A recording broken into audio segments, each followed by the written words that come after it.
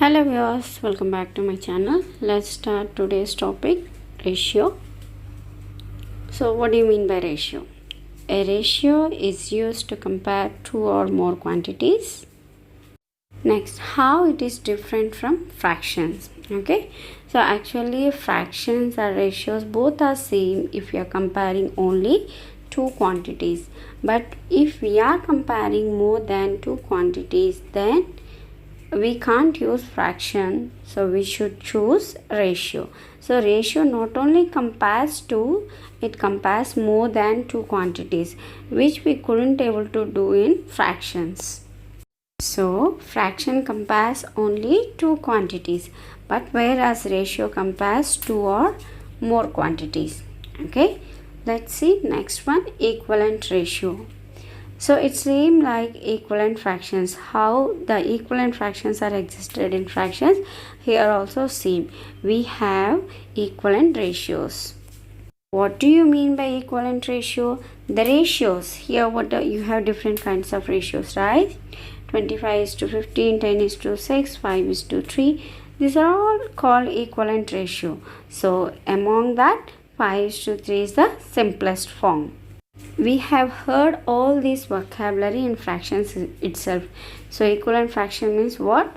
So they look different, but actually the value of that fractions are same. Here also same. If you say 25:15 or 5:3 or 10:6, the value of these all the ratios are same.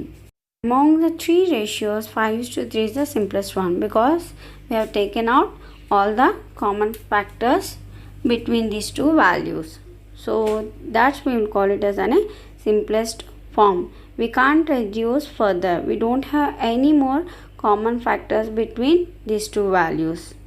Always fractions and ratios we should represent in the simplest form. So here I will show you three types of representation for the ratio. One is in word form, that is 2:3, and one is in column form, 2:3, and the next one we will say fraction, 2/3. If you are comparing only two quantities, then ratio is a fraction. So these are the three different ways we can represent our ratio. So let's see few examples how we can represent ratio and fraction. Ratio as fraction and fractions as a ratio. Let me set the board first. Yes. Yeah. First of all, we'll see how a ratio represented. Suppose if you have the ratio of number of girls to the number of boys at a party is 3:5. Here the order is very important in ratio. So the which order you are following or which quantity is coming first. Okay, so here you are comparing the ratio between number of girls and number of boys. So that's why it is 3:5. 3 is the girls ratio and 5 is the boys ratio. Means there are 3 girls existed for 5 boys. Okay, and whatever the quantities are there are divided, so that all should be same units. Okay, same length and same units. In ratio, the first one represents the first quantity and second one represents the second quantity. Okay, here you can see in pictorial form also. Girls, we have 3 units. Okay, so same equal unit should be there, and boys we have 5 units. Means there are 3 girls for the 5 boys. Okay, yeah, girls is 3 units and the boys is 5 units. Next we will see fraction as a ratio. How we can represent a fraction as ratio. Okay,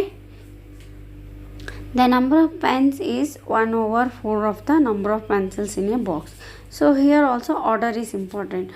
What it is saying, the number of pens is 1 out of 4 units of the number of pencils. So we have 1 unit of pens and 4 units of pencils in a box. So how to represent in the form of ratio, which is 1:4. The first number, it shows number of pens, and the second number 4, it shows the number of pencils. Okay, so this one, when you change the content, so that is when you're comparing the quantities, the value will also be changed. Okay, I'll just change the what are the quantities we are comparing, then see how the ratio will changes. Okay, so here again we have same concept, we have pens and pencils, but the ratio you're writing, that is different. Why? Because the comparison we are doing between quantities, that is different. See here, the ratio of number of pens and the pencils in the box is 4:5. So this is bit wrong. I'm comparing, actually the ratio of number of pens means it is like 1, and the total number of pens and pencils we will consider, then it is 5. Okay, not number of pens and pencils in the box, it's actually the ratio of number of pens and the total number of pens and pencils in the box is 1:5, not 4:5. Just correct that one. My aim is I want to change that quantities comparison, but here I didn't change, I forgot. So just I'm writing now number of pens and the total number of pens and pencils in the box is 1:5. Okay, but if we compare like number of pencils and the total number of pens and pencils in the box, then it is like 4:5. Okay, yeah, I'm changing here also because number of pens is only 1 unit. Yeah, ratios are another form of expressing fractions. I told you, right, if you are comparing only two quantities, then there is no difference between fraction and ratio. Okay, so they look different, but the concept is same. But if you are having more than two quantities, then we can't use fractions, we can go with ratios. Okay, let's see one more example. Jason's mass is 7/3 of Jack's mass. The total mass of the boys is 85 kg. Find the ratio of Jason's mass to Jack's mass. Second question, what fraction of Jason's mass is Jack's mass? What fraction of the total mass of the boys is Jason's mass? Okay, let's see that question later. First we'll see find the ratio of Jason's mass to Jack's mass. So here he asks us to write ratio. So how to write down the ratio? We know the fraction 7/3, that is Jason's mass is 7/3 of Jack's mass. So that we will represent like 7:3. Next, what fraction of the Jason's mass is Jack's mass? So what fraction of Jason's mass is Jack's mass? Means we need to write down the fraction value of Jason's mass in terms of Jack's mass. So that is 3/7.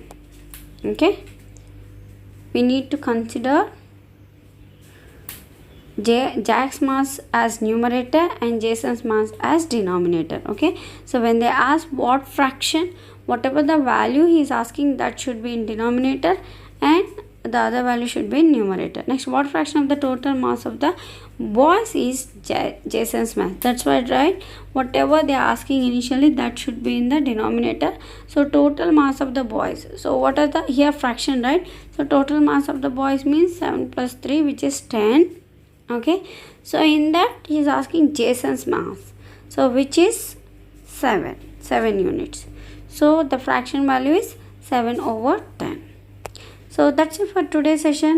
I hope you understand all the concepts. Thanks for watching. See you in the next video. Bye bye. Don't forget, age is a just number. Happy learning.